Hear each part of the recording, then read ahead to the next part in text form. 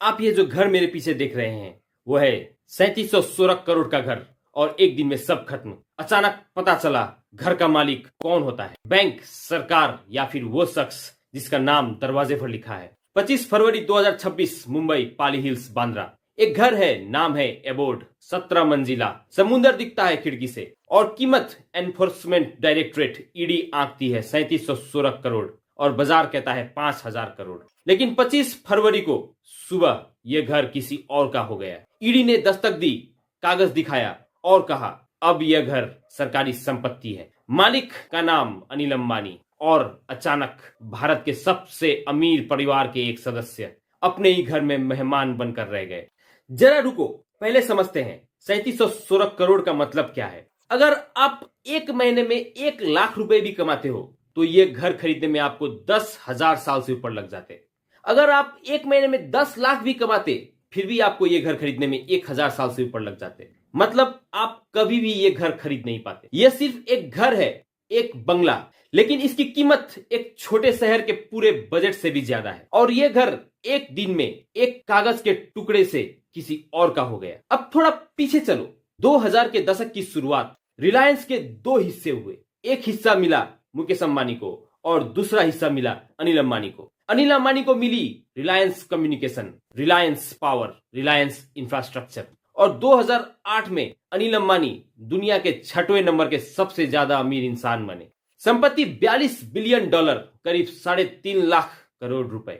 लेकिन फिर telecom industry में बड़े भाई ने एंट्री की और रिलायंस कम्युनिकेशन की किस्मत पलट गई। कर्ज बढ़ता गया, रेवेन्यू घटता गया और 2019 में रिलायंस कम्युनिकेशन ने दिवालिया घोषित कर दिया। कुल कर्ज 46,000 करोड़। बैंकों ने पैसे मांगे लेकिन पैसे नहीं थे, तो सीबीआई ने केस की और ईडी ने जांच शुरू की। आरोप था 2010 से 2012 के बीच में बैंकों को गुमराह करके लोन लिया गया और फिर पैसे सही जगह पर इस्तेमाल नहीं हुए। और धीरे धीरे ईडी ने संपत्तियां जब्त करनी शुरू की। पहले ऑफिस, फिर जमीनें, फिर शेयर्स और अब घर। कुल जब्त संपत्ति अब तक 15,700 करोड़ से ज्यादा। अब जरा सोचो, तुम एक घर में रहते हो, 17 मंजिला, समुंदर का नजारा दिखता है खिड़की से और शहर दिखता है छत से। और एक दिन सुबह उठे और पता चला ये घर अब तुम्हारा है ही नहीं। तुम अब भी वही हो लेकिन मालिक अब नहीं रहे। तो क्या है तुम्हारे पास? कपड़े, यादें, शायद कुछ पैसे, बस। और यही असली सवाल उठता है, धनी किसे कहते हैं? क्या उसे जिसके पास 3716 करोड़ का घर हो, या उसे जिसके पास वो चीजें हो जो उससे कोई छीन नहीं सकता? महात्मा बुद्ध ने कहा था, जुड़ाव ही दुख का असली जड़ है। अनिल अंबानी ने एबोर्ड बनाया, 3716 करोड़ लगाए, सालों तक रहे, लेकिन वो घर कभी उनका था ही नहीं। क्योंकि जो चीज तुमसे छीनी जा सकती है वो तुम्हारी कभी नहीं हो सकती। मार्कस ऑरेलियस ने कहा था, you have power over your mind, not outside events. मतलब तुम्हारा कंट्रोल सिर्फ तुम्हारे मन पर है, बाहरी चीजों पर नहीं। तो घर, गाड़ी, पैसा, ये सब बाहरी चीजें हैं। आज है, कल नहीं हो सकती। अब एक मजेदार बात, हम सब सोचते हैं काश मेरे पास 3716 करोड़ रुपए का घर हो।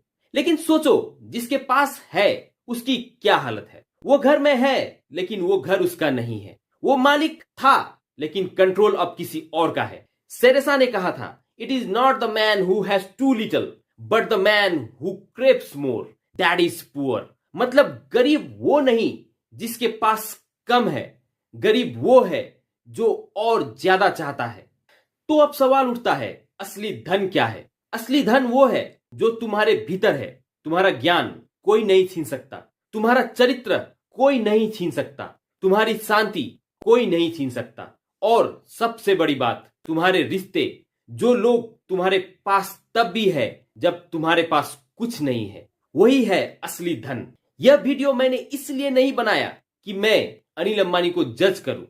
मैं कौन होता हूं जज करने वाला? यह वीडियो मैंने इसलिए बनाया ताकि हम सब सोचे कि जब हम सपने देखते हैं काश मेरे पास बड़ा घर होता, तो हम यह भी सोचे क्या वो घर मुझे वो देगा जो मैं ढूंढ रहा हूं।